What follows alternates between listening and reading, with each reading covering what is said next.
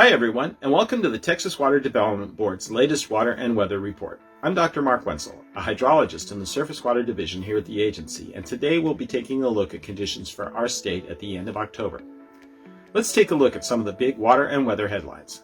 In terms of rainfall and temperature, October 2024 was the driest October since 1952 and the hottest in records back to 1895. At the end of October, 74% of the state was in drought, up 40 percentage points since the start of the month. At the end of the month, storage in our water supply reservoirs was less than 71% of capacity, 3 percentage points better than last year, but about 10 percentage points below normal for this time of year.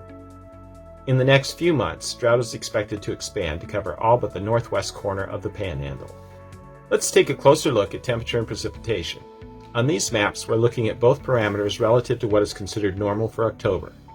From a water supply perspective, reds, oranges, and yellows mean trouble on both maps.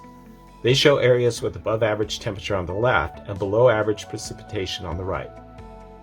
The average statewide temperature in October was more than 6 degrees warmer than normal, making it the warmest October since at least 1895.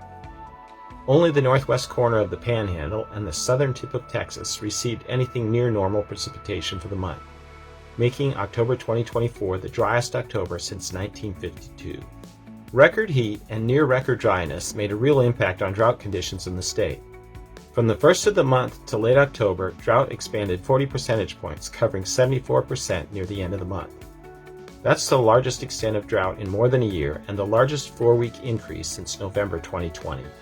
The severe conditions in October also had an impact on our statewide surface water supplies. The dark line on this chart shows how storage in our water supply reservoirs this year compares to minimum, maximum, and median values for the day of the year from data going back to 1990.